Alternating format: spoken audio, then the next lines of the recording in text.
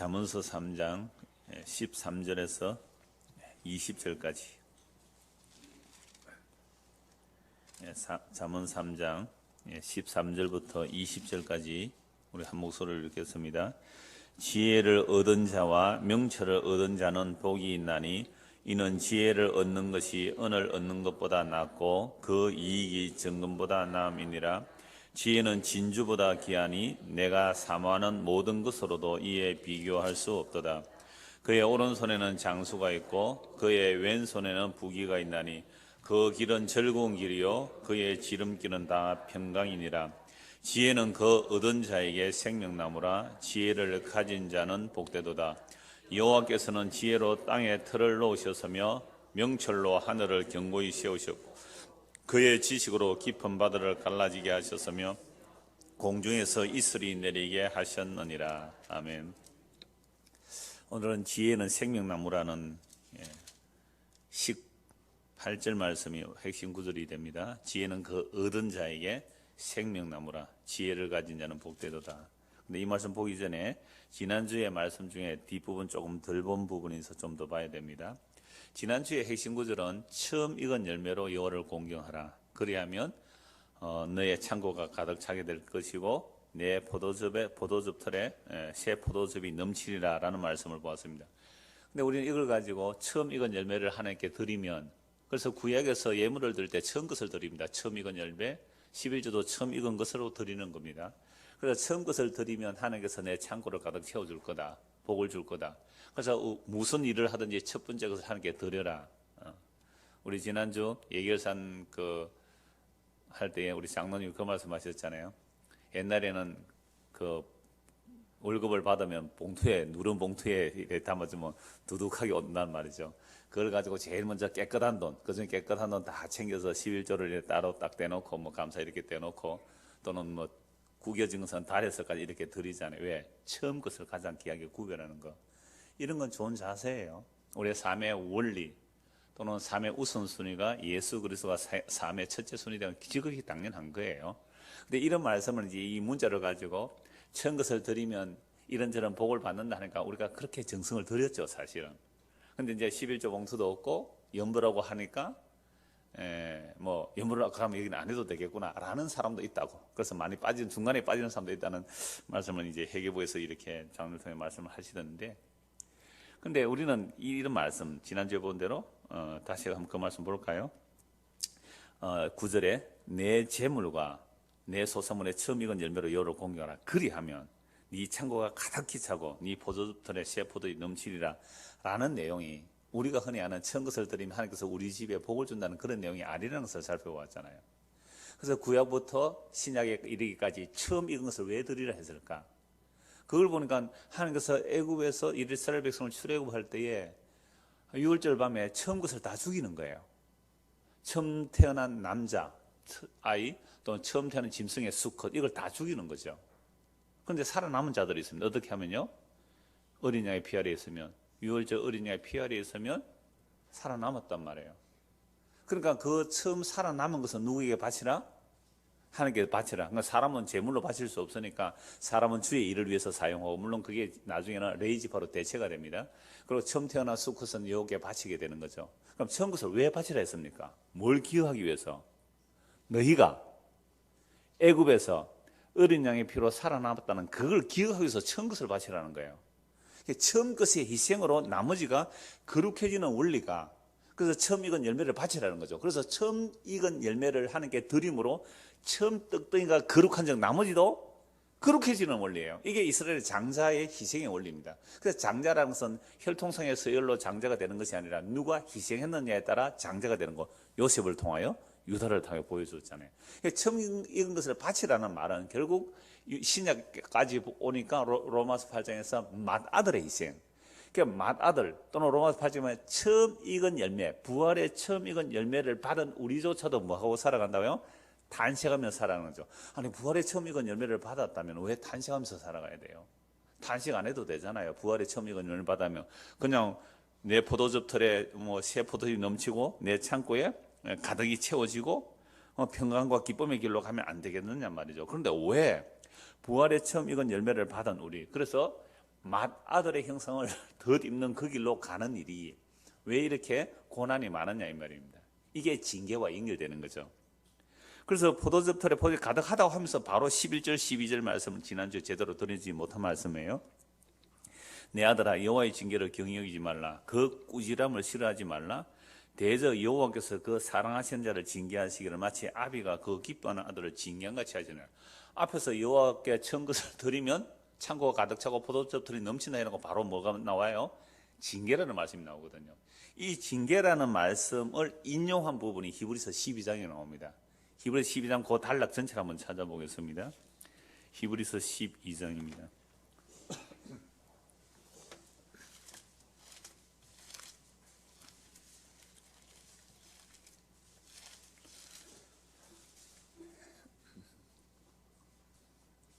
예, 1절부터 6절까지 제가 먼저 봉독해 드리겠습니다.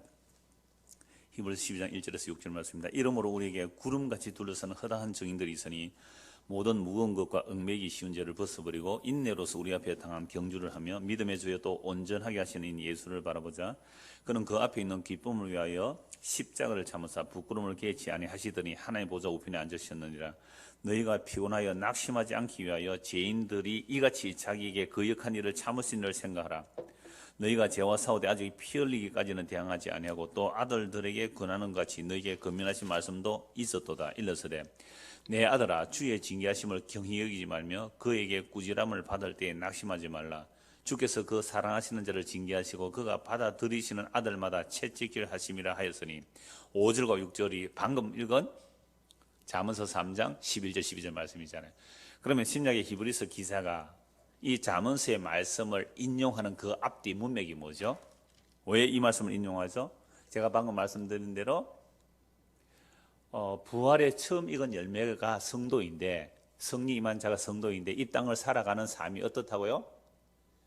말할 수 없는 단식을 성령께서 하고 계시고 또 부활에 처음 익은 열매를 받은 우리도 단식하며 뭘 기다리면서 살아가요? 몸의 구속, 몸의 부활을 기다리며 단식하면서 살아가는 거잖아요.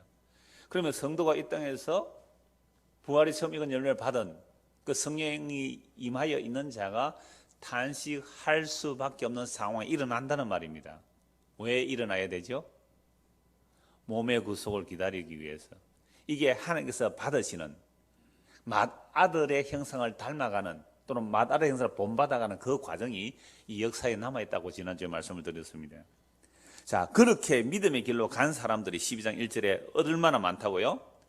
우리에게 구름같이 둘러선 허다한 증인들이 다 이 길로 갔다는 거예요. 그래서 우리에게 무거운 것은 그리 끼는 거예요. 무거운 것과 얽매기 쉬운지. 그러니까 그리 끼고 얽매기 쉬운지는요, 선악과 따면 인간의 선악 체계와 그 인과율이 바로 그리 끼는 것과 얽매기 쉬운 죄들이에요. 너무너무 쉽게 빠지는 죄들입니다. 이런 죄들을 벗어버리고 인내로서 우리 앞에 당한 경주를 하자. 믿음의 경주를 해야 되는데, 그런데 우리가 언제 믿음의 주여 온전하게 예수를 바라보게 됩니까? 내 형편이 평안하고 좋고 무슨 걱정, 근심, 염려가 아무것도 없을 때에 예수님이 잘 보입니까? 잘 안 보입니다. 희한해요. 왜 그럴까요? 우리는 이미 선악과 이후의 인간들이기 때문에 모태로부터 죄인들이에요. 그저 땅에 있는 것, 눈에 보이는 것, 그게 우리의 전부로 보이기 때문에 이 세상에서 평안하고 형통하고 잘 먹고 잘 살게 되면, 다른 말 등 따시고 배부르면 주님 있는 게 지극히 당연해요. 이거 이미 율법에서 말씀하셨습니다. 하나님께서 모세를 통해 율법 줄 때 너희가 약속의 땅에 들어가서 먹고 배부르게 되면 너희가 뭐 하리라? 나를 잊어버리리라. 그럴 때 징계가 오잖아요. 징계를 통해 뭘 알게 되죠? 우리가 어디서 나왔으며 왜 여기서 살고 무엇을 지향해야 될지를 알게 하시기 위해서 반드시 징계가 오는 거죠. 그럼 성도도 패턴은 마찬가지예요. 성령의 처음 익은 열매를 받은 우리가 이 땅에서 늘 정말 말씀을 삼하고 성령이 충만하여 주님의 약속과 그 나라를 생각하며 내 평생의 소원이 주님 알기를 원합니다. 이렇게 찬송하며 믿음으로 살면 참 좋겠는데, 이게 조금만 숨쉴 틈이 있으면 그쪽이 안 보여지는 거예요. 오늘 왜 일하러 안 가셨어요? 네. 아, 방학이에요? 나 깜짝 놀랐어요. 또 잘렸나? 아니면 직장 생활도 그만두고 오늘 그 말씀 하거든요. 돈 버는 일보다 지혜를 듣는 일이 더 중요하다고 딱 말씀을 하려고 하는데 일하시는 분이 와가 계세요. 저녁에 일하시는 분이. 그래서 내가 물어본 겁니다. 자, 그래서 성도가 믿음의 주요 온전케 하신 예수를 바라보는 그것은요, 결국 고난을 통해서만 바라보더라 이 말이죠. 고난 없이도 바라보면 좀 순탄하게 안 가겠습니까? 그런데 우리가 그만한 실력이 없더라니까요. 그래서 믿음의 주의 온전케 하시를 바라보자. 그는 그 앞에 있는 기쁨을 위하여 십자가를 참으사 부끄러움을 개의치 아니하시더니 하늘 우편에 앉았다.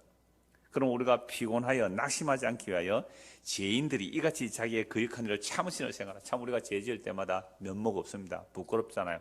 그래서 어떻게 주님께 나갈까?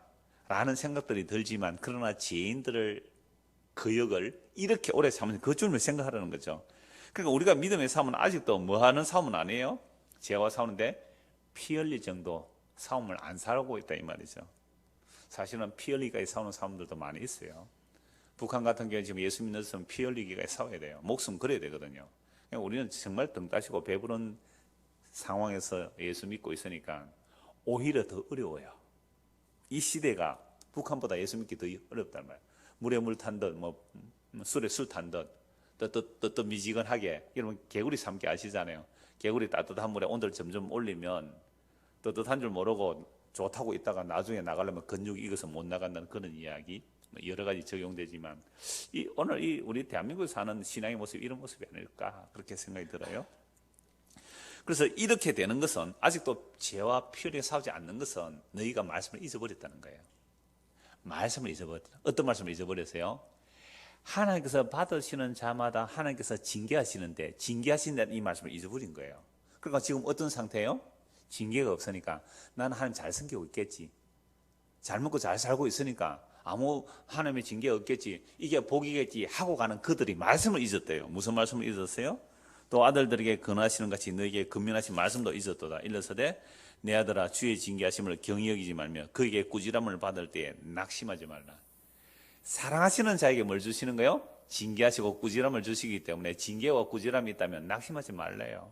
그런데 이 말씀을 잊어버렸다는 거죠. 이 말씀을 잊어버린 거예요. 오늘날 이 땅에 이 말씀을 잊어버린 증거가 뭐예요? 자, 처음 익은 곡식을 하나님께 바치며 내 재물이 창고가 가득해지고 포도즙 털에 세포들이 넘쳐나리라. 뭘 잊어버렸어요? 징계를 잊어버렸잖아요. 하나님께서 사랑하시는 자를 받아들일 때에 징계하신다는 이 말씀을 잊어버린 거예요. 번영신학이. 하나님 잘 섬기면 만사에 형통한다는, 복 받는다는 그런 이야기들이 이 말씀을 잊어버린 거예요. 그러면 자기 백성들에게는, 하나님 자기 택한 성도들은 뭐가 올까요? 이게 오는 거죠. 여러 모양으로 이게 올 거예요. 그럼 왜 오는 겁니까? 왜 오는 거죠? 7절부터 나옵니다. 너희가 참으면 징계를 받기 위함이라. 그러니까 우리가 예수 믿으면 바로 천국 가지 못하고 왜 아직도 이 시간하고 이 역사를 살아가야 됩니까? 뭐 받기 위해서 남아있는가요? 징계를 받기 위해서 참고 기다리는 시간이 필요한 거죠. 왜 징계를 받아야 돼요? 까닭없이 징계당하신 그리스도의 형상이 더 입혀지기는 역사의 과정이에요. 물론 묵시적으로 완성되었다 할지라도 이 역사 속에서 우리가 고난당할 때, 애매히 고난당할 때, 그죠? 잘못한 거 없이 징계가 올 때에 뭘 생각하라고요? 믿음의 주 온전케 예수 그리스도, 그분은 죄 없이 고난받으신 그분을 생각하게 하기 위해서 이 역사 속에 참으라는 거죠. 징계를 받기 위함이라. 하나님이 아들과 같이 너희를 대우하시나니 어찌 아버지가 징계하지 않는 아들이 있으리요. 지금 잠언서 3장 11절 12절 말씀을 히브리서 기자는 이렇게 풀어서고 있는 거죠. 아들로 받아들이는 자를 어떻게 징계하지? 그래 구약을 지금 가지고 설명한 거죠. 징계하지 않는 아들이 있으리요. 징계는 다 받는 것이거늘 너희에게 없으면 사생자요 친아들이 아니라. 무시무시한 말씀이죠. 징계가 없으면 사생자. 이러니까 어떤 분이 이렇게 말씀하세요. 목사님, 나는 특별히 그렇게 징계가 없는데 나는 불임자입니까? 나는 불임받은 자입니까? 이래요. 이 사람은 고생이 뭔지를 잘 모르는 것 같아요. 이 땅에서 평안히 잘 먹고 잘 사는 그 자체도 고생인 줄 몰라요. 이 땅에서 잘 먹고 잘 사는 그것이 징계가 없는 걸로 알아요. 그리고 이 땅에서 잘 먹고 잘 사는 그 자체가 뭐예요? 얼마나 힘든 징계예요, 그게. 그러면서 또 한마디 더 드리죠. 아직 세월이 많이 남아 있습니다. 사람들 몰라요. 어떻게 앞으로 어떤 고난을 올지 아무도 몰라요. 그러니까 지금까지 있었던 일로 까불지 말라 이 말입니다. 징계는 다 받는 것인데 너희에게 없으면 사생자의 친아들이 아니라 또 우리 육신의 아버지가 우리를 징계하여도 공경해야 했거든. 하물며 모든 영의 아버지께 더욱 복종하며 살려 하지 않겠느냐. 그들은 누구예요? 육신의 아버지. 육신의 아버지 엄마예요. 육신의 부모들은 우리를 어떻게 징계해요? 자기 뜻대로. 징계 왜서요? 왜 매들었습니까? 우리 부모들이 자식에 왜 매들었습니까? 다 니 잘되라고 매드는다 했는데 그 안에 뭐가 들어있었어요? 부모들의 욕심 다 들어있었어요. 저에게도 그게 다 들어있더라고요. 예수님 믿는 일에, 신앙생활 똑바로 하는 일에, 말씀 보는 일에, 이런 일에 징계하는 그 수위보다 영어 단어 안 외우고 수학 문제 안 푸는 것 가지고 훨씬 매를 들었던 게 우리들이에요. 그러니까 우리는요, 자녀를 위한다고 매를 들지만 자기 뜻대로 징계했지만 오직 하나님은 우리의 유익을 위하여. 근데 부모는 자식을 징계할 때, 육신의 부모들은 자녀를 징계할 때 너를 위한다 하지만 누구 유익을 위한가요? 부모 자기 유익을 위해서 그렇게 징계했지 않습니까? 그런데 하나님은요, 누구 유익을 위해서? 우리의 유익을 위하여. 우리의 유익을 위해. 그럼 우리의 유익을 위해 징계하시는데 그 징계의 결과가 어디로 가는 거예요? 하나님의 그 거룩하심에 참여시키는 거죠. 거룩은 분리의 개념입니다. 그러니까 우리가 썩어질 이 세상의 것들에 함몰되어질 자들이 아니기 때문에 그 길을 징계함으로 거기서 빠져나와서 그 거룩하심에 참여시키는 이걸 징계를 통해서 이루어내신단 말이죠. 자, 이렇게 징계를 당하게 되면 거룩함에 참여되는데 징계 당할 때는 즐거운 자가 없어요. 징계 당하는데 매 맞는데 웃는 사람은 정신병원에 가야 됩니다. 안 그래요? 정신병이에요. 매를 맞으면서 웃고 있는 사람은 거의 이상한 자잖아요. 그걸 뭐라 그래요? 정신병 용어로? 세디즘이라고 하죠? 사디스트라 그래요. 남 때리면서 괴롭히는 사람, 즐거워하는 사람은요? 그게 사디즘이에요? 메조이스트예요? 네. 그러니까 징계를 받으면요 괴로워요. 그래서 무릇 징계가 당시에는 즐거워 보이지 않고 슬퍼 보이지만 후에 그로 말미암아 연단받은 자들은 의와 평강의 열매를 맺느니라. 그러니까 징계를 통하여 연단을 받게 되면 하나님의 의에 참여되기 때문에 참된 평강이 무엇인지 알게 돼요. 그래서 의와 평강의 열매가 나와요. 어떤 상황 속에서 사람들은 죽겠다고 아우성칠지라도 이게 하나님의 연단을 받은 자들의 모습이에요.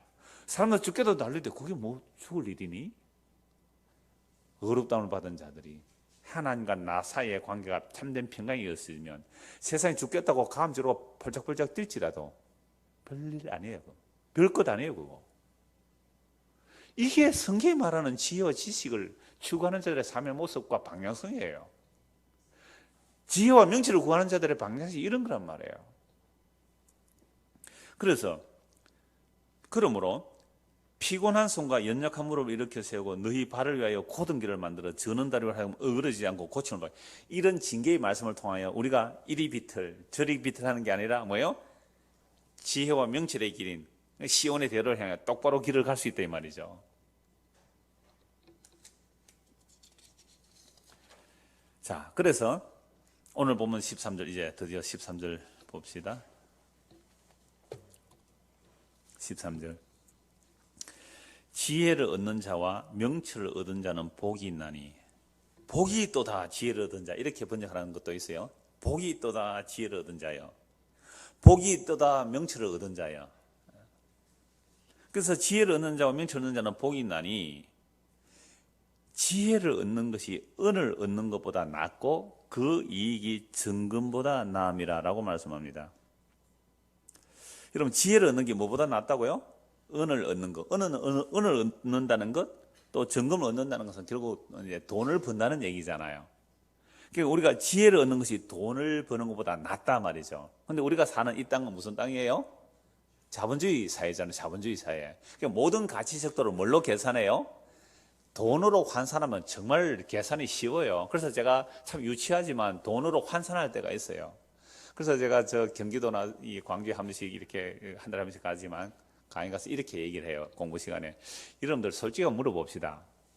현금 100만 원, 물론 크다면 크고 작다는 작겠지만 오늘 이 시대에 현금 100만 원이 아무 이유 없이 아무 조건 없이 아무 대가 없이 그저 진짜 이는 순수하게 깨끗한 돈으로 그런 돈이 있겠습니다만은 나를 위해서 쓰라고 100만 원 탁 주어진 그거 하고 정말 이 구원이라는 그 감격하고 무엇이 더 피부로 와닿습니까? 딸랑 100만 원이에요. 그거하고 우리에게 생명이 들어왔다는 그거하고 이 느낌이, 피부로 와닿는 느낌이 어느 것이 더 크냐고 제가 물어보는 거죠. 순간적으로 느끼기는 이럴 때 대답하시면 안 되는 건데 우리의 실력이 다 뽀록 나야 되죠. 사실 맞아요. 100만 원이 이야 이거 100만 원 이거 뭐하지 기분 좋다 이렇게 단다. 근데 진짜 우리에게 생명이 주어졌다는 것이 단돈 그 100만 원하고 비교를 했을 때에 내 피부로 와닿는 것이 진짜 감격할 만큼 예수의 생명을 얻었다는 것에 대해서 감격이 있느냐고 질문하고 싶은 거예요. 그래서 지혜를 얻는 자와 명철을 얻는 자는 복인데 왜 복이냐 하면 지혜와 명철은 무엇보다 나은 거예요? 은이나 금이나 진주보다 낫다는 거예요. 지혜는 진주보다 귀하니 네가 사모하는 모든 것으로도 이에 비교할 수 없다. 우리가 사모하는 은과 금과 진주보다 더 사모하고 좋은 것, 비교할 수 없이 좋은 것이 뭐예요? 지혜라는 거죠. 그럼 우리는 이 지혜를 얻기 위하여 돈 버는 것보다 더 애써 보신 적이 있느냐 이 말입니다. 그래서 오늘 이혜준 지사님 오셨길래 돈 버는 거 포기하고 수요일 말씀 들으러 오셨나 이런 생각을 했어요. 저는 수요일도 잘 오셨거든요. 저 북문에서 여기까지. 근데 얼마 전에 요 학원에 일을 좀 하신다 그래서 저녁에 안 보이는데 오늘 보여서 내가 깜짝 놀랐단 말이에요. 야, 나는 이제 돈 버는 것보다는 나는 지혜의 말씀을 듣는 것이 더 귀하다. 돈 버는 거 치웠다. 라고 할 줄 알았는데 내 방학인 줄 알았어요. 애들 겨울 방학하니까 보인단 말이에요. 그래서 여러분들이 수요일 저녁에 이 추운 날에 다른 사람들 안 오는 날에 오신 여러분들이 저는 참 귀하게 여겨져요. 귀하게. 그래서 수요 설교 준비 안 한 거나 주일만 나 설교 준비나 똑같은 이렇게 시간과 에너지가 투입되는 이유가 참 감사해요. 다른 사람 아는 사람 많잖아요.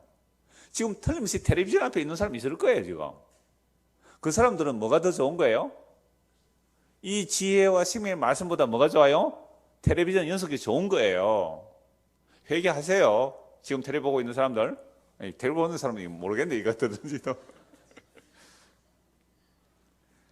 그럼 우리 자본주의 사회에서는요, 돈으로 가치 판단을 하기 때문에 돈이 없으면 정말 비참하죠. 그러니까 지혜와 명철을 얻는 것이 돈을 얻는 것보다 낫다. 돈을 버는 것보다 낫다. 모든 사모하는 것보다 비교할 수 없다라고 한단 말이죠. 그러니까 이 자본주의 사회에서 돈 없으면 사람 취급도 못 받아요. 그러니까 지혜를 얻고 명철을 얻는다라는 것을 자본주의 사회 속에서 얘기를 하면 그럼 그 지혜와 명철을 얻으면 부자 됩니까? 이렇게 질문하게 돼 있다니까요. 지혜와 명철을 얻으면 부자 됩니까? 라고 묻는 거예요. 돈이 안 되는 지혜와 명철은요, 퇴출되는 세상입니다. 이런 세상에서 돈을 버는 것보다 더한 노력으로 지혜와 명철을 찾겠느냐 말입니다. 지금 지혜는 소리를 지르고 있거든요. 골목골목마다 서서 소리를 지르고 있단 말이에요. 지혜가 돌이키라고. 여러분, 자본주의 사회에서 자본이 적은 자들은요, 정말 한 달 동안 열심히 힘들게 돈을 법니다. 왜 한 달 동안 열심히 돈을 번지 아세요? 제가 어떤 그 철학자의 글을 보니 이렇더라고요. 노동자들이 힘들게 한 달 동안 벌어서 알뜰살뜰 저축하는 시대가 아니래요. 이제는 한 달 열심히 해서 하루 이틀 폼나게 서고 또 열심히 일한대요. 왜요? 내가 한 달 동안 일할 동안은요, 나는 종이잖아요. 자본의 종 또는 그 회사의 종이 돼서 열심히 일을 해야 돼요. 그러니까 자기 주체성을 잊어버리고 사는 거죠. 그런데 돈을 벌어서 월급을 가지고 하루 이틀 멋지게 한번 서면 백화점에 가도 대접을 받아요. 그죠? 술집에 가도 대접을 받는다는 거예요. 그러니까 돈을 팍 쓸 때 대접을 받으니까 내 주인됨, 그래서 자신의 주인됨을 느낄 수 있는 하루 이틀 그걸 위해서 한 달 참겠다는 거죠. 그래서 옛날에는 월급 받으면 알뜰살뜰 모았습니다. 저축을 했습니다. 그런데 지금 안 해요. 왜요? 내가 아무리 알뜰살뜰 돈 그렇게 벌어서 저축해보았자 은행 이자도 안 높고, 그러면 그 돈 모아서 내 평생에 집 한 채 마련 못하겠다는 계산이 딱 나와요. 월급이 얼마인데 장가가고 이렇게, 그러니까 포기하는 시대가 나와요. 그래서 아까 이제 4포 세대, 그 다음에 뭐 8포 세대, 뭐 결혼 뭐 주택 말하는 거 다 포기해요. 그래서 나는 M포 세대. 뭐든지 다 N이랑 N 안 하는 무슨 수를 다 해도 되잖아요. N 세대 뭐든지 다 포기하는 거예요. 그래서 한 달 열심히 일하고 하루 이틀 즐기자는 거예요. 그렇게 산다는 시대가 오늘 이 시대란 말이죠. 그러니까 이런 시대에 과연 여러분 그렇게 살지 마시고 지혜와 명철을 구하십시오. 은을 얻는 것보다, 금을 얻는 것보다 정말 지혜와 명철을 구하십시오 라고 했을 때 누가 돈 안 되는 이 지혜와 명철에 귀를 기울이겠느냐 이 말입니다. 그래서 지금 은과 금, 진주 이야기를 지금 진주를 구하듯이 또는 보석을 구하듯이 그렇게 열심히 구하는 이야기 딱 하니까 뭐가 떠올라요? 마태복음 13장 한번 찾아보시죠. 우리 주일 오전에 마태복음 하면서 이미 다 살펴본 내용인데요. 마태복음 13장 한번 보십시오.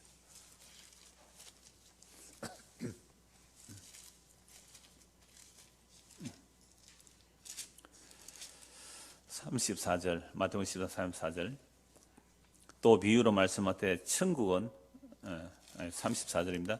예수께서 이 모든 것을 우리에게 비유로 말씀하시고 44절입니다. 44절, 46절. 천국은 마치 밭에 감추인 보화와 같으니 사람이 이를 발견한 후 숨겨두고 기뻐하며 돌아가서 자기의 소유를 다 팔아 그 밭을 사느니라. 또 천국은 마치 좋은 진주를 구하는 장사와 같으니 급히 값진 진주 하나를 발견하며 가서 자기의 소유를 다 팔아 그 진주를 사느니라. 이걸 제가 천국의 우발성과 지속성이라는 제목으로 말씀드렸는데요. 어떤 사람이 밭을 갈다가 떨끄덕 하는 소리에 이게 쟁기 뿌려진다. 돌인가 싶어 캐보니 뭐예요?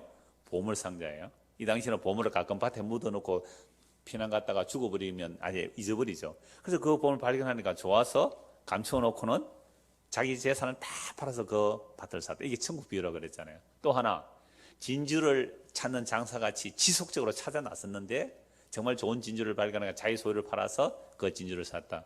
이게 복음적으로 해석하면 예수님께서 보화를 찾는 자예요. 진주를 구하는 자예요. 그래서 주님 오시는 그날에 예수께서 오실 때에 그 귀중한 법에 하나라도 남김없이 다 찾으시겠네. 정말 놀라운 복음의 내용이에요. 그러니까 천국에 잃어버린 보물들이에요. 성도가 그들을 하나하나 다 찾아내는 예수님이에요. 그래서 예수님에 의하여 이렇게 찾아진 바 된 자들은요, 진주를 구하는, 이제 역으로 진주를 구하는 것처럼 지혜와 명철을 찾게 되어 있단 말이에요. 참 놀라운 거예요. 주님께서 우리를 먼저 찾아오셔야 됩니다. 주님께서 보물을 찾듯이 우리를 먼저 찾아오셔야 돼요. 그래서 주님께서 우리를 먼저 찾아오시는 그 과정의 일들이 우리가 뭘 찾게 됐다고요? 이게 진짜 진리냐? 이게 지혜냐? 이게 명철이냐? 이게 말씀이 옳으냐라고 찾는단 말이에요. 그러니까 여러분들이 찾고 헤매다가 오늘 여기까지는 온 거예요. 앞으로 어떻게 인도하실지는 몰라요, 우리가. 그러니까 정말로 주께서 보물을 찾듯이 그렇게 찾아내어진 바 된 우리들도 동일하게 뭘 한다고요? 지혜와 명철을 찾고 구하게 되어 있다 이 말씀이죠. 자, 다시요. 잠언서 3장 13절 14절. 지혜를 얻은 자와 명철을 얻은 자는 복이 있나니 이는 지혜를 얻는 것이 은을 얻는 것보다 낫고 그 이익이 정금보다 나음이니라. 지혜는 진주보다 귀하니 네가 사모하는 모든 것으로도 이에 비교할 수 없도다. 진짜 우리가 천국을 발견했습니까? 진짜 진주를 발견했느냐 말이죠. 천국의 보물을, 천국의 그 비밀을, 그리스도 안에 있는 하늘나라의 비밀을 진짜로 발견했다면 뭐보다 낫다고요? 내가 사모하는 모든 것으로도 비교할 수 있는 그것이 발견되었다면 이 사람은 뭘 찾은 거예요? 지혜를 찾은 거예요. 명철을 찾은 거예요. 그러나 삶의 우선순위, 아까 처음에 말씀드렸지만 나는 돈이 우선이야. 나는 인간관계가 우선이야. 나는 예수고 진리고 뭐보다도 나는 내 사는 것이 우선이야 라고 한다면 아직도 지혜와 명철을 찾았다고 할 수는 없을 거예요. 아니 그럼 목사님 먹고 사는 것은 어떻게 해요? 먹고 사는 일요? 그거 하나님께서 책임진다고 하셨거든요. 자기 백성들에게는 먹을 거가 입을 것을 주신다고 약속하셨단 말씀입니다. 그런데도 우리는요 그런 믿음이 없으니까 자꾸만 예수 믿는 것, 지혜와 진리를 찾는 것은 뒷전이고 세상 것을 추구하는 것이 우선으로 살아간다면 그게 과연 지혜와 명철을 찾은 자, 발견된 자의 모습일까라는 생각이 듭니다. 여러분 우리가 지혜와 명철을 위하여 지혜와 명철을 얻기 위하여 돈은 버는 것보다 더 애를 써본 적이 있느냐는 것을 제가 묻고 싶은 거예요. 지혜와 명철, 진짜 진리가 뭔지, 정말 생명이 뭔지 이걸 얻기 위해서, 이걸 알기 위해서 내가 돈 버는 일보다 더 힘을 써보신 적이 있느냐, 이걸 묻고 싶은 거예요. 그러면 잠언서 첫 시간에 제가 말씀드렸습니다.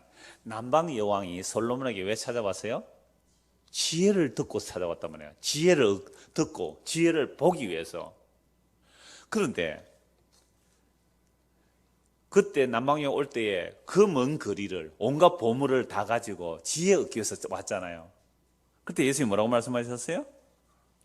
심판의 날에 그 남방 여왕이 이 시대 사람을 심판하리라. 왜요? 솔로몬보다 더 큰 이가 여기 있는데 너희가 예수님 그 솔로몬 더 크니 아니 솔로몬을 보내신 분이잖아요. 솔로몬에게 지혜를 주신 예수 그리스도의 그 말씀을 배척한 거예요. 그 사람들이 2000년 전에 그 사람들이 오늘 우리도 마찬가지예요. 우리는 솔로몬의 영광 좋아합니다. 그래서 우리가 기도할 때에 우리의 자녀를 위해서 기도할 때 뭘 달라고 기도했죠? 솔로몬 같은 지혜. 큰일 날 뻔했습니다. 그 기도 이루어졌다면. 솔로몬 같은 지혜가 있어가지고 부귀영화를 가지게 되면 아내를 천명 도울 텐데요. 그거 어떻게 처리해요, 그걸? 그러니까 솔로몬의 그 하나님께서 주신 지혜를 듣기 위해서 그 남방여왕이 왔다는 것은 사람들 다 좋아합니다. 솔로몬이 얼마나 부귀영화가 가득했습니까? 그런데 예수님은요, 솔로몬에게 나타난 그런 부귀영화가 보이지 않았습니다. 그래서 예수님은 이러한 자들에게 남방여왕이 그 심판의 날에 이 시대 사람 심판할 것이라고 했습니다. 솔로몬보다 더 큰 이가 오셨지만 예수님 말씀을 듣지 않았어요. 사람들이 예수님을 맞아들이지 않는 이유가 뭡니까? 예수님의 말씀에서 찾아보면 답이 나옵니다. 예수님 뭐라고 말씀하셨어요? 솔로몬의 모든 영광으로도 입은 옷이 뭐 하나보다 못하다고요? 이 들꽃 하나만도 못하다고 해버렸잖아요. 그러니까 이 말씀이 결국 내일에 대한 일에 염려하지 말라는 말씀을 하실 때 하셨습니다. 사람들은 무엇을 먹을까 마실까 염려합니다. 그런데 이런 염려는 사실 아버지가 없는 이방인이나 하는 것이죠. 하나님 아버지로 있다면 공주의 새를 보라고 말씀하셨고 들의 백합화를 보라고 했습니다. 공주의 새는 농사 짓지 않아도 하나님께서 먹이시고 들의 백합화는 길쌈하지 않아도 직조하지 않아도 하나님께서 아름답게 입히시는데 솔로몬의 모든 영광으로 입은 그 옷보다도 뭐라고요? 더 아름답다라고 말씀하셨습니다. 여러분 예수님이 이런 말씀에 아멘 하시겠어요? 솔로몬은 오늘날로 온갖 명품으로 다 치장했습니다. 그런데 예수님은요, 세상 사람들이 흠모할 만한 아름다운 것이 없었습니다. 마른 땅에 나온 줄기 같아서 고운 모양이 없습니다. 그런데 이런 예수님을 따라가면서도 제자들조차도 무엇을 생각하며 따라갔습니까? 이 땅에서 썩어질 권세, 썩어질 영광, 이 하늘과 땅이 사라지면 없어질 그런 헛된 영광에서 따라갔단 말이에요. 자, 다시 오늘 잠언서 3장 16절 17절 보십시오. 그의 오른손에는 장수가 있고 그의 왼손에는 부귀가 있나니 그 길은 즐거운 길이요 그의 지름길은 다 평강이니라. 앞뒤 딱 떼고 이 말씀만 보면 뭐가 있죠? 그의 오른손은 뭐예요? 지혜잖아요. 지혜의 오른손에 뭐가 있고요? 장수가 있고 지혜의 왼손에는요? 부귀가 있고. 그럼 이 지혜를 누구로 보면 되죠? 예수님을 보면 되잖아요. 지혜가 예수님이라고 설교까지 해요. 그러니까 예수님이 지혜이시니까 지혜이신 예수님을 따라가면 뭘 주신다고요? 장수도 주시고 부귀도 주신다. 믿습니까? 이럴 때 아멘이 안 나오네요. 우리 이렇게 들어왔어요. 저도 이렇게 들어왔어요. 잠언 3장 그러면요, 지혜를 추구하라는 거죠.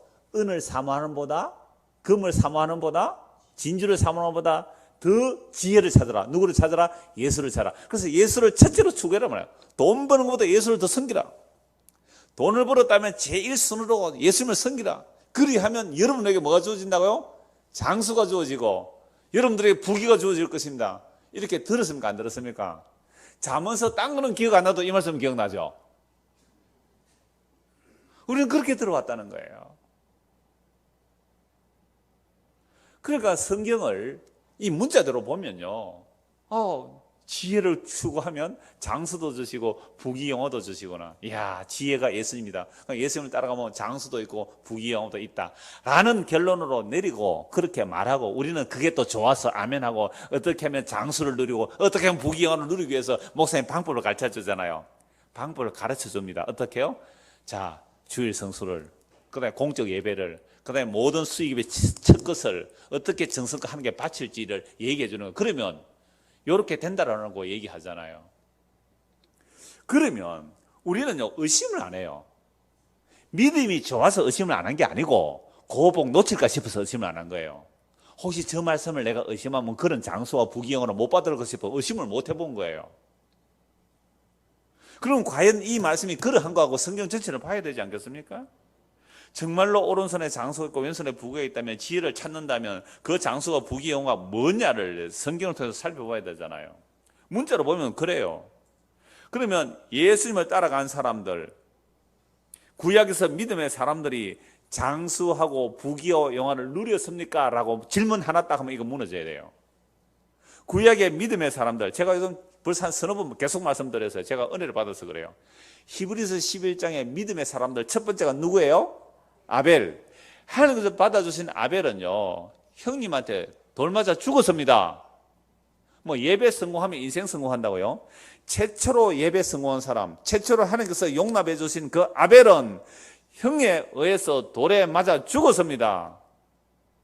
이게 장수예요? 이게 부귀예요? 믿음의 사람들의 길이? 지혜와 명철로 간 사람들의 길이 이게 장수와 부귀냔 말이에요. 그러면 장수와 부귀의 개념이 달라져야 합니다. 사람들은 구약의 복은 막 물질의 복이라고요. 천만의 말씀. 구약의 물질의 복이라면요, 바로왕이 훨씬 부자였어요.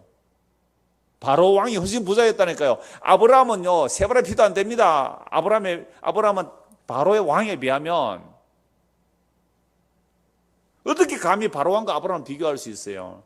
정말로 믿음의 길로 간 사람들이 부귀영화를 누렸다면 바로왕보다 더 부자되게 해주셔야죠. 그런데 아브라함은 어떻게 살았어요? 이 땅에서 외국인과 나그네로 살았습니다. 이 땅에 무덤 하나 마련하고 죽었어요. 그것도 약속의 땅을 보여주는 그림자일 뿐입니다. 그래서 그는 더 나은 번영을 삼으면서 살아간 사람이 아브라함입니다. 무슨 장수를 누렸으며 무슨 부귀를 누렸습니까? 이건 구약 얘기예요. 아벨. 두 번째는 누구예요? 에녹입니다. 믿음의 사람 두 번째 에녹이에요. 65세 무드셀라 낳고 하나님의 심판의 소식을 들었어요. 유다서 보면 나옵니다. 하나님의 심판의 소식을 들었어요. 무드셀라 창 던지는 자, 무드셀라가 죽으면 심판이 오리라. 그 계시를 받았어요. 에녹이 선지자입니다. 그래서 무드셀라가 죽으면 심판이 온다는 그 소식을 들었으니까 65세부터 300년 동안 하나님과 동행할 수밖에 없었어요. 이게 종말론적으로 산 겁니다. 하나님의 심판이 만나는 거죠. 근데 무드셀라보다 먼저 죽어버렸어요. 물론 하나님께서 데려가셨다. 이 세상에 없었다. 그러니까 세상 사람들은요, 하나님이 데려갔다는 안 보이잖아요. 365세. 그 당시 평균 나이가 900세 이상입니다. 3분의 1 정도 살고 요절했습니다. 세상 사람들 볼 때는. 믿음이 없는 사람들을 볼 때는 행방불명으로 객사에서요, 시체도 못 찾고 죽었다 이렇게 나올 겁니다. 엘리야를 하나님께서 데리고 가시니까 엘리야의 제자들 어떻게 했어요? 시체 찾으러 다녔잖아요. 3일 길을. 그런 것처럼 에녹 시대 또 에녹이 사라지니까 사람들이 하나님 데려갔다. 미쳤나? 에녹 저 객사에서 행방불명에서 죽어버렸다. 뭐 하나님과 300년 동안 동행하는데 꼴 좋다. 그 소리 들은 거예요, 에녹이. 안 그랬어요? 세 번째 사람이 누구예요? 노아예요. 사람들은 먹고 마시고 사고 팔고 시집가고 장가가고 은과 금을 쌓기에 바빴는데 은혜를 입은 노아는 뭐 했습니까? 방주 만들었습니다. 먹고 사는 일 뒷전이었어요. 방주를 예배한 겁니다. 이게 은혜 입은 증거예요. 이게 신약의 이야기가 아니잖아요. 구약의 이야기입니다. 네 번째로 사람이 아브라함이에요. 이 땅에서 외국인 나그네로 살았잖아요. 그 다음에 그 모든 언약을 완성한 예수 그리스도 성령이 임한 사도들이 어떻게 살았어요? 사도 요한은요, 성경을 기록하기 위해서 제일 오래 살아남아서 자연사였지만 나머지 사도를 전부 숨겼습니다. 빨리 죽었단 말이에요. 야고보 보십시오. 스데반 보십시오. 이런 자들이 뭘 얻은 자들입니까? 지혜와 명철을 얻은 사람들입니다. 지혜와 명철을 얻었는데 이 땅에 장수를 하고 부귀를 누린 게 아니라 이렇게 그냥 빨리 가버렸단 말이야. 세상을 볼 때 저주받은 모습이었어요. 여러분, 그게 예수 그리스도의 십자가에서 다 이루었다는 그 그리스도의 영이 구약의 성도들에게 임하였고 신약의 성도들에게 그리스도의 영이 임하니까 이 길을 간 거예요. 이게 지혜와 명철의 길입니다. 이 얘기를 아무리 외친들 누가 귀나 기울이겠어요. 콧방 끼고 돌아설 이야기들이에요. 이 이야기가 이게 지혜와 명철을 구하는 자들의 길이 이런 길입니다 라고 했을 때에 아멘, 정말 그러하군요, 그 길이 진짜 생명의 길이요 하고 나갈 자가 어디에 있겠습니까? 그래서 다시 16절, 그의 오른손에는 장수가 있고 그의 왼손에는 부귀가 있느니, 이런 글자만 보고 그 길은 즐거운 길이요 그의 지름길은 다 평갈, 이 글자만 보고 문자대로 먼저 천 것을 드리고 지혜와 명철을 구하면 이런 길을 가겠다. 성경에서 그렇게 허락 안 한단 말이에요. 그렇게 얘기 안 한단 말이죠. 그럼 이 말씀 왜 기록해 놨을까요? 19절 보십시오. 여호와께서는 지혜로 땅에 틀을 놓으셨으며 명철로 하늘을 견고히 세우셨고 그의 지식으로 깊은 바다를 갈라지게 하셨으며 공중에서 이슬이 내리게 하셨느니라. 하나님께서 천지를 창조하신 말씀을 하죠. 지혜로 틀을 놓으셨고 명철로 하늘을 견고히 세웠다. 그러니까 하늘과 땅을 보면 뭘 알아야 돼요? 여호와의 지혜와 여호와의 명철을 알아야 되잖아요.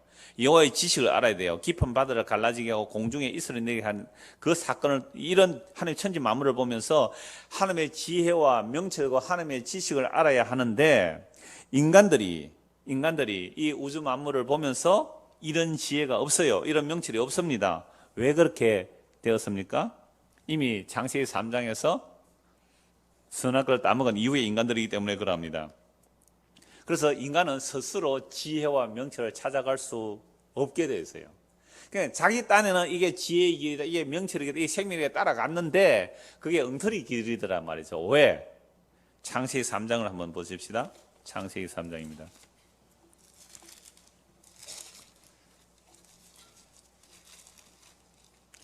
22절.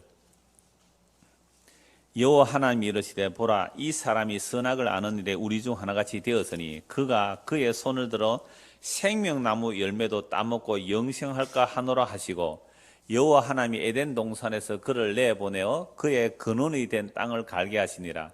이같이 하나님이 그 사람을 쫓아내시고 에덴 동산 동쪽에 그룹들과 두루도는 불칼을 두어 생명나무의 길을 지키게 하시니라. 에덴 동산에서 아담과 하와 선악과 따먹고 났을 때 왜 쫓아내버립니까? 그들이 스스로 생명나무 과일을 먹을까 해서 쫓아내버렸어요.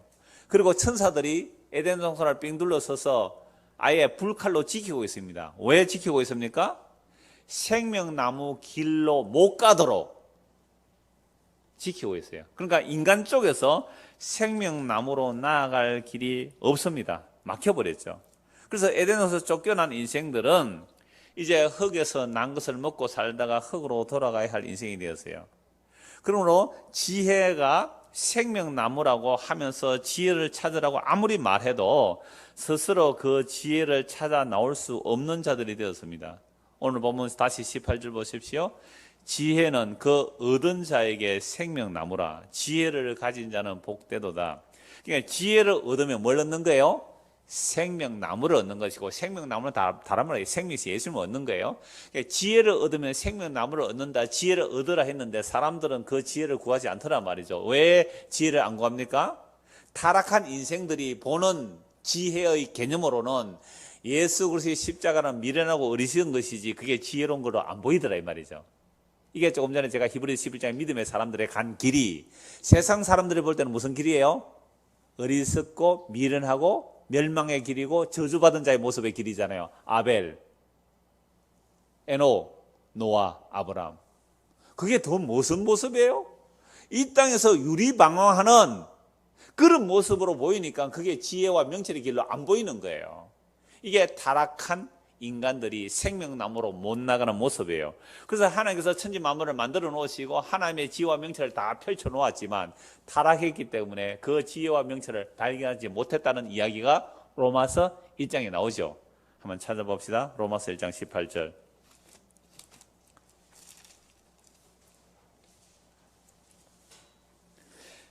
로마서 1장 18절입니다. 하나님의 진노가 불의로 진리를 막는 사람들의 모든 경건하지 않은가 불의에 대해 하늘로부터 나타나나니 이는 하나님을 알만한 것이 그들 속에 보임이라. 하나님께서 이를 그들에게 보이셨느니라.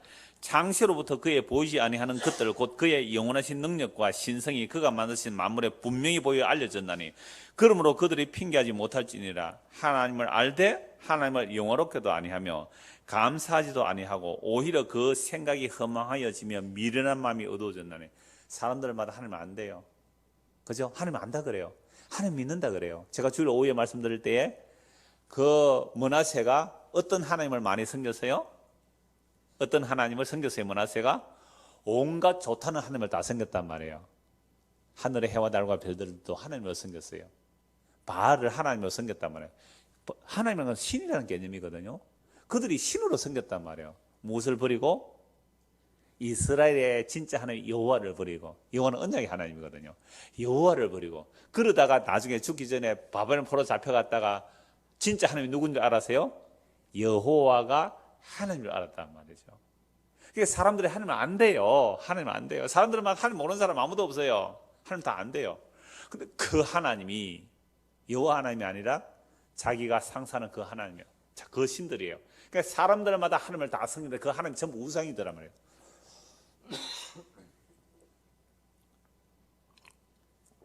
하나님을 안다고 하지만 하나님을 영어롭게도 안 하며 감사하지도 아니하고 오히려 그 생각이 허망하여지며 미련한 마음이 어두워졌나니 스스로 지혜 있다 하나, 보세요, 지혜롭다 그러잖아요. 명철하다 그러잖아요. 하나님 안다예요.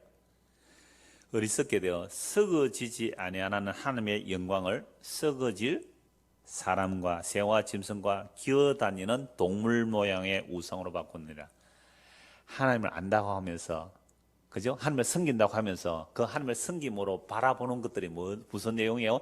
썩어질 것, 썩어질 것, 불타 없어질 것, 세상에 속한 것, 영원하지 못한 것, 죽으면 가져가지 못하는 것. 이걸 하나님이 섬긴 대가로 받는 거라고 생각한다면 그건 전부 다 무슨 하나님이에요? 우상 하나님이에요. 이게 타락한 인간의 실상입니다. 사람들마다 주여 주여 부르짖죠. 하나님이여 하나님이여 부르짖죠. 심지어 여호와도 부르짖어요. 여호와여, 성령님이여, 예수님이여 다 부르짖어도 이게 그 내용들이, 그 믿음의 내용들이 썩어질 것을 구한다면 그게 우상 숭배자라 이 말입니다. 이러니까 또 목사님, 그러니까 기도할 게 없는데 기도를 뭘 해야 됩니까? 썩어질 것 아니고 이 썩을 몸에 썩지 아니할 그 생명, 이 썩을 몸에 죽지 아니할 그 진짜 생명이 담겨지게 하옵소서. 그 기도하세요. 그게 진짜 귀한 가치로 보이게 해 주십시오. 우리의 남편이, 우리의 아내가, 아니 내 자신이 진짜 생명과 썩지 아니할 그것이 복음의 내용인데 그것이 진짜 귀한 가치로 보여지게 하여 주십시오. 이게 철학기도 제목입니다. 이게 금식기도 제목이에요. 우리의 자녀들 속에 우리 성도라고 하는 우리 안에 예수 그리스도 그 생명과 썩지 아니할 그 부활의 영원한 영광의 기업, 낡아지지 않고 새하지 않고 더럽혀지지 아니할 그 생명의 기업, 그 생명이 우리 안에 담겨지게 하십시오. 우리는 질그릇입니다. 질그릇은 약해요. 늙고 병들고 죽고 깨어지고 무너지는 질그릇입니다. 그 안에 보배가 담기도록, 그 생리신 보배가 담기도록. 이게 우리의 철학기도 제목입니다. 이게 금식기도 제목 아닙니까? 이게 우리 소원 아닙니까? 이것들이 사라져버린 이유는 이미 타락한 인간들이 잘못된 지혜관, 잘못된 명철관, 잘못된 지식관, 세상의 헛된 지혜들이 사람들을 꽉 사로잡고 있기 때문에. 그래서 인간들도 지혜를 말해요. 명철을 말해요. 지식을 말하고요. 그러나 그렇게 엄청난 필로소피, 지혜를 사랑한다는 자들이 철학자들이에요. 필로소피아, 그 철학을 사랑하는 자들, 그 지혜를 사랑하는 결과가 뭐예요? 하나님 없다는 거예요. 여호와 하나님 없다는 거죠. 이런 시대를 우리가 살아가고 있습니다. 이런 세상 속에서 미련하고 어리석은 십자가에서 다 이뤘다는 그 예수가 정말 지혜와 명철로 보여집니까? 이건 사람으로 일어날 수 없는 것이죠. 정말 기적입니다. 하나님의 은혜가 임하여야 참된 지혜와 명철이신 예수 그리스도를 알게 되는데요. 그래서 예수 그리스도 그 십자가가 하나님의 약속에 다 이루어졌다는 사실을 믿는 것은 인간으로는 불가능합니다. 타락한 인간으로는 불가능해요. 그래서 십자가 쪽에서 우리를 잡아서 당겨 우리를 그 안으로 끌어놓아야 비로소 지혜와 명철의 문제를 알게 돼요. 우리가 주님을 부른 게 아니잖아요. 우리가 주님을 사랑한 게 아니잖아요. 주님이 우리를 사랑하시고 주님께서 우리를 불러내셔서 자기 자신을 우리에게 주심으로 우리를 그에게로 이끌어 드리는 것이 십자가에서 다 이뤘다는 내용이죠. 그 놀라운 은혜가 임한 자들은 이제 무엇을 알고 믿게 되느냐, 생명이 무엇인지 알게 되는데요. 요한복음을 한번 찾아봅시다. 요한복음 6장 38절.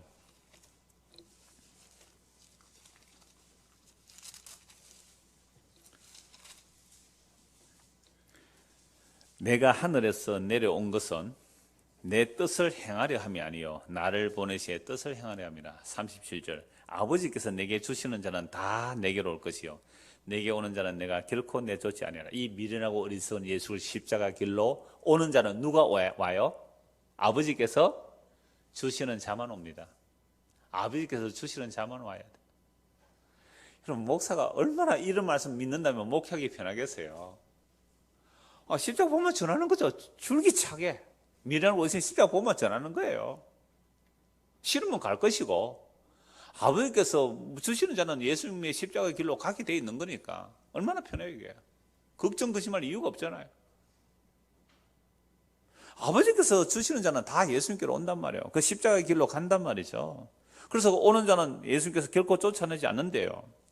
내가 하늘에서 내려온 것은 내 뜻을 행하려 함이 아니요 나를 보내신 뜻을 행하려 함이니라. 나를 보내신 뜻은 내게 주신 자 중에 내가 하나도 잃어버리지 아니하고 마지막 날에 다시 살리는 이것이니라. 내 아버지의 뜻은 아들을 보고 믿는 자마다 영생을 얻는 이것이니 마지막 날에 내가 이를 다시 살리리라 하시니라. 잠언서식으로 말하면 무슨 말씀이에요? 지혜를 얻는 자는 생명나무를 얻은 것이다. 그 말씀을 풀어선 게 요한복음이에요. 똑같은 말씀이에요. 내 아버지의 뜻은 아들을 보고 믿는 자마다 영생을 얻는 이것이라. 지혜를 얻는 자는 뭘 얻었다고요? 생명나무 얻었다는 말과 같은 말이잖아요. 53절입니다. 요한복음 6장 53절. 그러면 지혜를 얻는 자는 생명을 얻는데 지혜로우신 예수 그리스도께서 우리에게 생명을 주시기 위해 하신 일이 뭐냐 이 말입니다. 요한복음 6장 전체가 그 말씀이지만 53절부터 57절만 봅니다.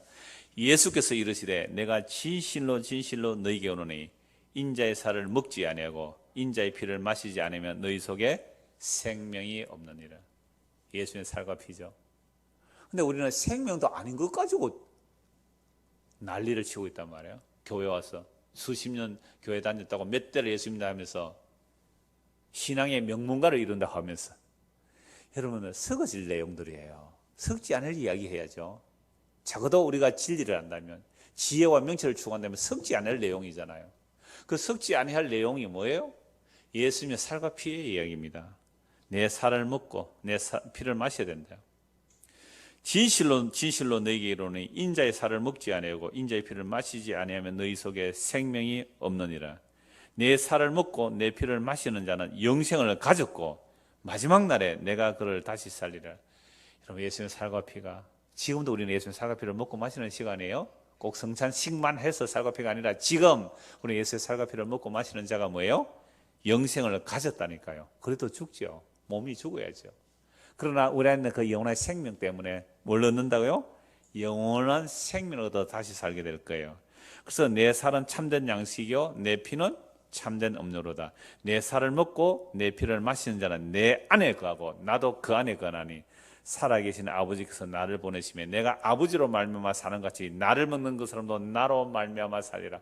우리가 예수님 살과 피를 먹고 마시는 자는 예수님으로 말미암아 사는 거예요. 예수님 때문에 산다 이 말입니다. 되지요.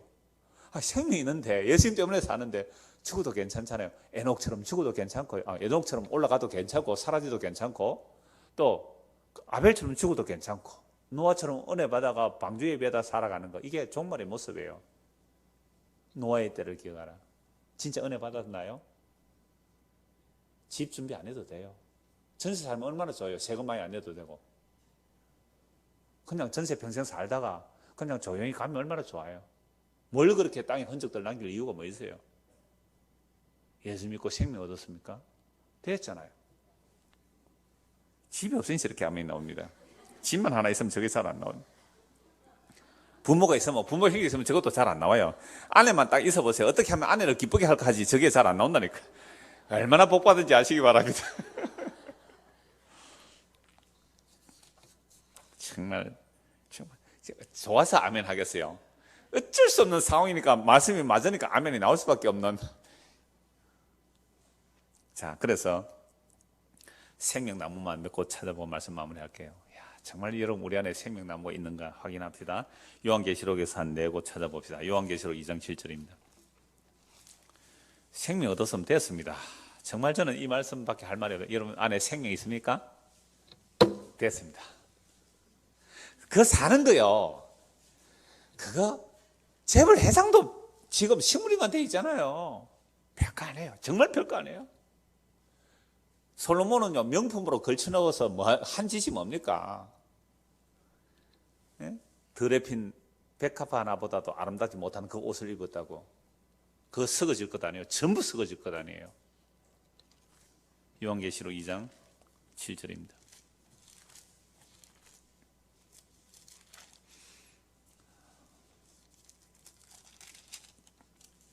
기 있는 자는 성령이 교회 들어가시는 말씀을 들을지다. 이기는 그에게는 내가 하나님의 낙원에 있는 생명나무의 열매를 주어 먹게 하리라. 에베소서 2장에 이기는 자는요 처음 사랑을 잊어버리지 않는 자예요. 처음 사랑을 잊어버린 자는요 이기지 못한 자가 된다, 이 말씀이거든요. 이걸 가지고 신천지에서는 이긴 자는 이만이래. 그래서 이만이 말을 들어야 구원 얻는데요. 이 바보 같은 사람들이. 이기는 자는 에베소서 말씀에 보면 처음 사랑을 잊어버렸다고 책망하거든요. 처음 사랑을 회복하라는 말이에요. 처음 행위를 가져라 그래요. 처음 사랑이 뭐예요? 복음을 듣고 예수님의 살과 피가 나에게 영원한 생명이 됩니다. 그거 잊어버리면 뭐예요? 진자예요. 그거 잊어버리면 진자가 됩니다. 예수님의 살과 피가 우리의 영원한 생명이 됩니다. 이걸 알고 믿는 자는 뭐예요? 이긴 자예요. 예수님의 살과 피가 우리의 영원한 생명이 됩니다. 이게 이긴 자라니까요. 이걸 가지고 이긴 자를 자꾸만 이상한 사람 갖다 붙이고 정말 바보들이죠. 요한계시록 22장 보십시오. 요한계시록 22장입니다. 1절입니다. 또 그가 수정 같은 맑은 생명수의 강을 내게 보이니 하나님과 및 어린 양의 보좌로부터 나와서, 생명수가 어디서 흘러나와요? 하나님과 및 어린 양의 보좌. 요한계시록의 어린 양은 어떤 어린 양이에요? 일찍 죽임당하는 어린 양. 그러니까 생명수가 어디로부터 나오는 거예요? 예수 그리스도로부터 생명수가 나오잖아요. 길 가운데 생명수가 흐르는데 좌우에 강자에 뭐가 열려 있어요?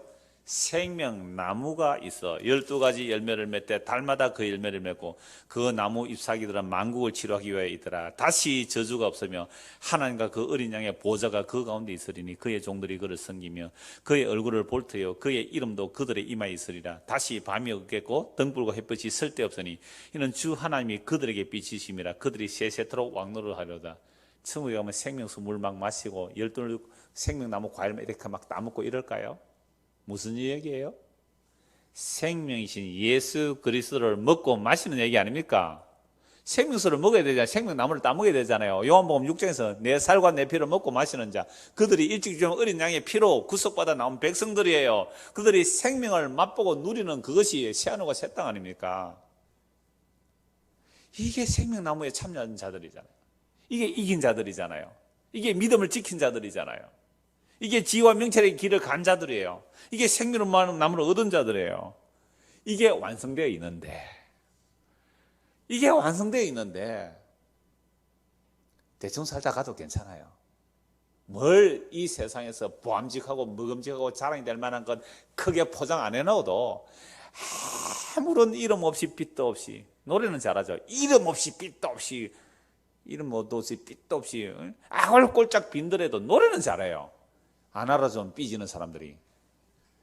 정말로 이름 없이 빛도 없이 아무도 알아주는 일이 없을지라도 예수의 생명이 우리 안에 담겨 있다면 그냥 지금 죽어도 괜찮아요. 더 산다고 더 나아질 것 같아요? 더 살면 죄 짓는 것만 더 늘어나요? 더 나아질 것 없는 인생들이에요. 이게 생명이 들어오고 있는 자의 자유라는 거예요. 세상이 죽인다 해도 두려움이 없는 거예요. 이 기쁨을 가진 자가 생명을 가진 자예요. 정말로 예수님의 생명이 우리 안에 있습니까? 지금 죽어도 이 안에 없습니다. 지금 세상에 종말에 오도 여한이 없는 사람들이에요. 근데 세상에 잠시 있다 사라질 그거 얻지 못해서 안달복달하고 그거 좀 미끄러졌다고 해서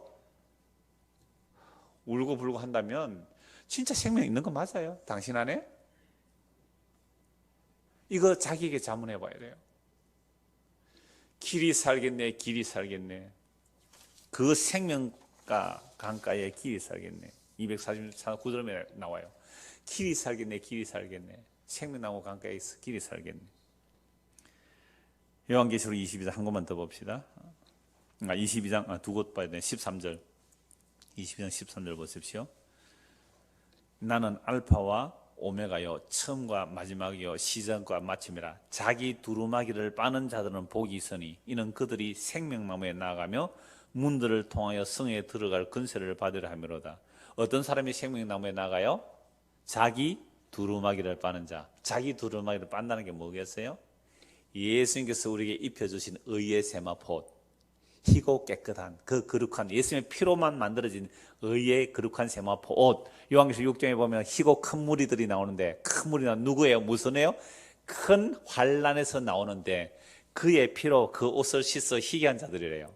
이게 희고 큰 무리예요. 이게 14만 4천이에요.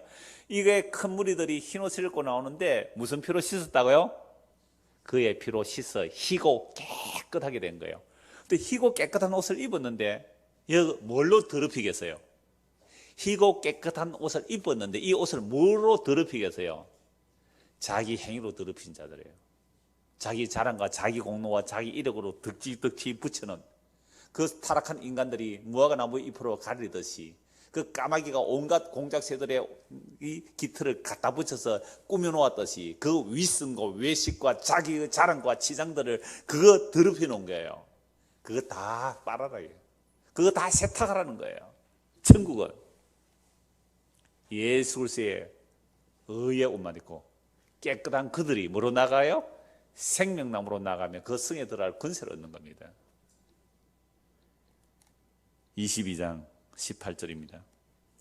내가 이 두루마리의 예언의 말씀을 듣는 모든 사람에게 증언하노니 만일 누구든지 이것들을 위해 더하면 하나님이 이 두루마리에 기록된 재앙들을 그에게 더하실 것이요, 만일 누구든지 이 두루마리의 예언의 말씀에서 제하여 버리면 하나님이 이 두루마리에 기록된 생명나무와 및 거룩한 성의 참념을 제하여 버리자. 생명나무에 들어가지고 못하고 하는 기준이 어디에 있어요? 모든 성경, 이 요한계시록만이 아니라 모든 성경은 예수 그리스도를 증거합니다. 예수 그리스도께서 십자가에서 다 이뤘다는 이 말씀에 뭔가 자꾸만 보태면 뭐예요? 재앙이 더해질 것이고, 예수님이 십자가로 다 이뤘다는 이 말씀에 빼버리면 뭐가 돼요? 생명나무에 나갈 것을 못 들어가도 제거해버리겠다는 거죠. 결론이 전부 생명나무예요. 창시 3장에서 등장한 생명나무가 요한계시록 사라져버린 그 생명나무가 어디에 나와요? 요한계시록 마지막에 나오잖아요. 생명나무에 나아가는 자, 그 살과 피를 먹고 마시는 자, 생명 얻은 자, 그 피로 의의 옷을 입은 자들, 이들이 생명나무에 들어갈 권세를 얻었다고 말씀하세요. 전부 예수님에게, 예수 안에서 생명에 들어가는 걸 얘기를 해요. 예수님이 생명이에요. 지혜와 명철을 찾는 자가 이 길로 가는 거죠. 그래서 20절, 이것들을 증언하신 이가 이르시되 내가 진실로 속히 오리라 하시거늘 아멘 주 예수여 오시옵소서. 정말 예수님의 생명이 있는 자는요, 아멘 주 예수여 오시옵소서. 이게 요한계시록 마지막이에요. 주 예수의 은혜가 모든 자들에게 있을지어다. 아멘. 이 각주 모든 자 하니까 오해할까 싶어서 밑에 각주 뭐라고 해놨어요? 성도들에게. 우리가 성도라면 지혜와 명철이신 그 생이신 예수 그리스도 우리 안에 담겨진 자들이에요. 우리가 원해서가 아니라 예수님께서 자기 언약의 백성들을 위하여 자기 살과 피를 주심으로 그 성령을 보내심으로 그 생명이 담겨졌다면 생명나무에 들어가 있는 자들이에요. 생명나무에 이미 하나님의 보좌 우편에 생명에 참여된 자들이기 때문에 이 시간과 공간의 역사 속에서 천국에 들어가면 안 되는 것들을 뭐 하는 거예요? 틀어내는 과정이며, 그 완성된 예수 그리스도의 생명의 풍성함과 충만함을 맛보며 누리는 거잖아요. 그래서 지혜와 명철을 찾으라고 소리를 지르는 거죠. 오늘도. 그러면 하나님의 택한 백성만 듣고 믿게 될 것이고, 여러분 안에 진짜로 예수 그리스도의 생명이 이미 담겨있는 자들이라면요, 오늘 이 말씀에 진짜 기쁘고 신나고 내일 무슨 일이 있을지라도 오늘 기뻐할 수 있는 거예요. 내일 아침에 무슨 일이 일어설지라도 오늘 밤에 잠 쿨쿨 주무실 수 있는 거예요. 이게 생명 들은 자의 삶의 증거예요. 이 은혜가 저와 여러분에게 임하기를 간절히 소원합니다. 기도하겠습니다. 하나님 아버지, 지혜를 얻는 자는 생명나무를 얻었다는 말씀을 살펴보았습니다. 참으로 지혜이신 예수 그리스도, 우리에게 생명을 주시기 위해서 자기 살과 피를 주신 그 주님, 그 피로 우리를 거룩하게 하신 그 주님, 그 주님이 우리 안에 계신다면 우리가 생명 얻은 자입니다. 생명 얻은 자는 주님 다시 오시를 기다릴 수밖에 없습니다.